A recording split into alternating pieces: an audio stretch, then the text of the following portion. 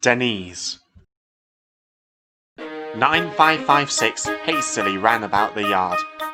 She tried as hard as she could to make up for lost time with her shunting work. It took a lot of effort and the trains left late, but at last the mess was cleared up. She arrived back at the museum's yards feeling exhausted. She stopped warily just before the museum entrance. "They're not in, are they?" she asked. "Who, dear?" asked one engine. 199 and 7102, replied 9556 timidly. "Oh, no need to bother with them, young'un," another replied. 7102 is still on her passenger runs, and Sir Tuppence has given 199 the push, so no need to worry about him anymore. 9556 was relieved.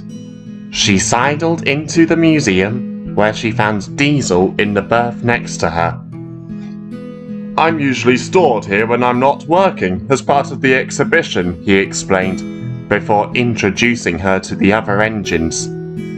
They all told him about themselves and how they came to be in the museum. 9556 found Diesel's story to be particularly interesting. "That is so brave of you, derailing yourself like that," she smiled. "But didn't those coaches damage you?" "They did, but the men at Croven's Gate soon fixed that," Diesel said proudly. "But why," he asked, "are those two always so mean to you?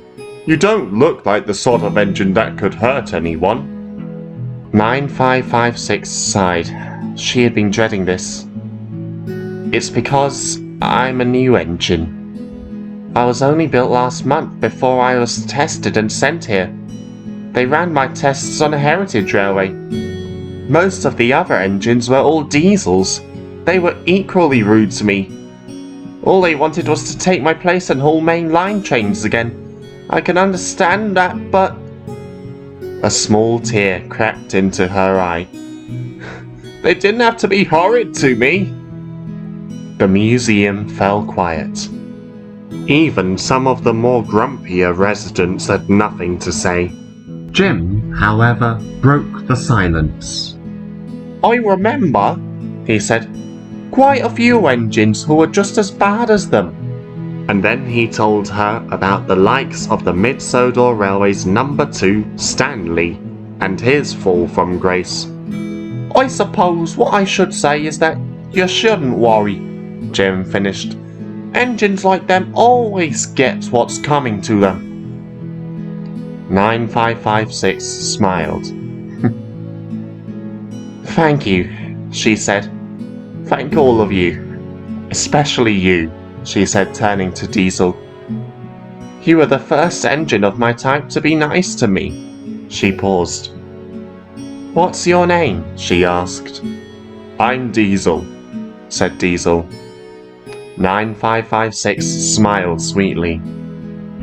"Nice to meet you, Diesel. My name's Denise." Diesel and Denise stayed awake talking to each other until long after the other engines fell fast asleep. Denise learned more about Diesel, about his first visit to Sodor, his life afterwards, his subsequent epiphany upon realizing the errors of his ways, and how he had arrived at Barrow-in-Furness. In addition to this, Diesel learned that her driver named her Denise after his mother, who had recently passed away.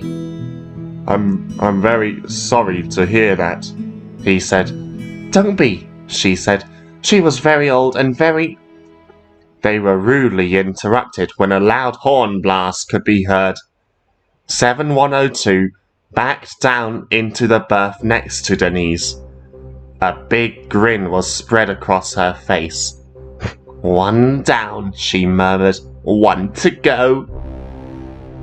This piqued Diesel's curiosity. "What exactly do you mean by that?" 7102 looked at him. "None of your concern, lump," she answered rudely.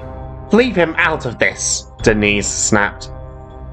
7102 paused, then laughed. Sticking up for him now, are we? Oh, this is rich. Don't get too attached to him, will you? You'll be going away from this island soon enough. Not that I'm surprised you two are together, you ugly little piles of molten slag. Diesel wanted to say more, but Denise just shushed him. It's not worth it, she said. A little while later, only 7102 was now still awake. Thoughts crossed her mind. She looked at the sleeping Denise. Yes, she said to no one in particular. You will be going away. And sooner than you think. Elsewhere, work was carrying on as usual. All railway operations run on well into the night, and Vickerstown was no exception. After Gordon had left with his late-night passengers, Thomas or Percy would arrive with their mail trains from the junction. From there, mainly freight trains or post trains ran the line, each engine working hard to ensure the task would be completed right on time. But the hub of all this activity was the docks at Vickerstown. Boats arrived around the clock and unloaded their cargo on the quay. This included goods such as fruit, vehicles and fish. When some of the fish had been taken away to the towns, the rest was loaded onto a train of vans. This was known as the Flying Kipper. Henry backed down onto it. He was feeling very pleased with himself. His fire burned nicely and he had a good head of steam. My, he remarked, what a pleasant night for a run.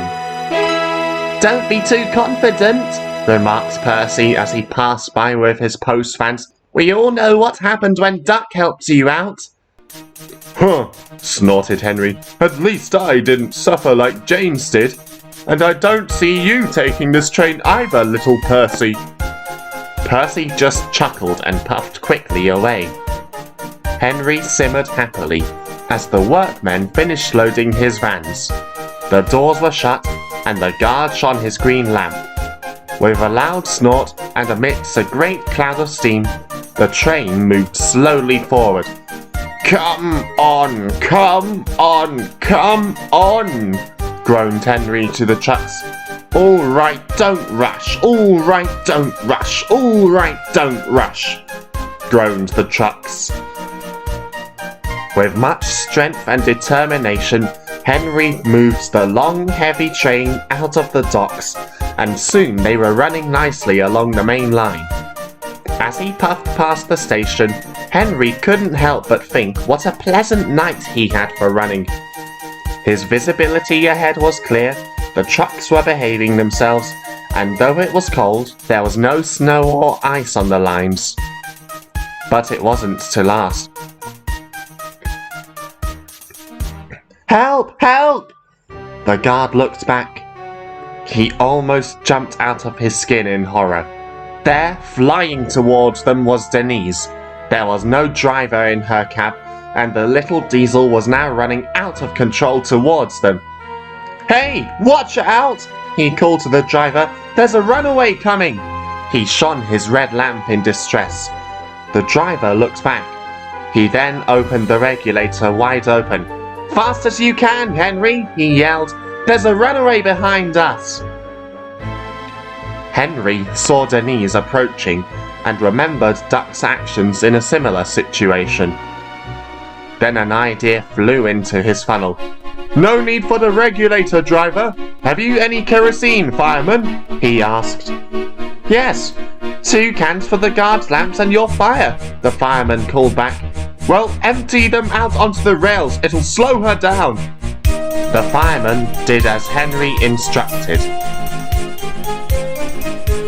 He emptied both cans on each side so that they ran down Henry's side and onto the rails. Henry could feel the cool liquid flow under his tender wheels and was glad that his driving wheels were unaffected. 1 drop of oil on them and he too might slow down far too early. At last, slowly but surely, Denise fell back.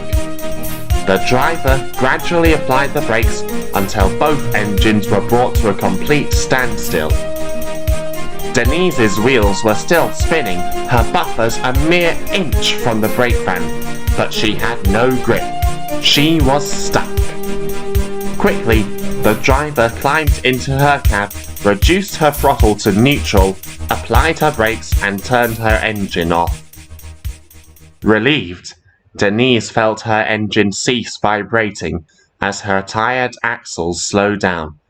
She wearily came to a standstill. "Thank you," Denise replied. "I'm very sorry." "No harm done," Henry replied. "What's your name?" Denise introduced herself. "I'm Henry," Henry replied. "Whatever happened, Denise? It's very dangerous to run without a crew, let alone be out on the main line when you're not supposed to." "I wish I knew," Denise replied. Henry couldn't waste any more time.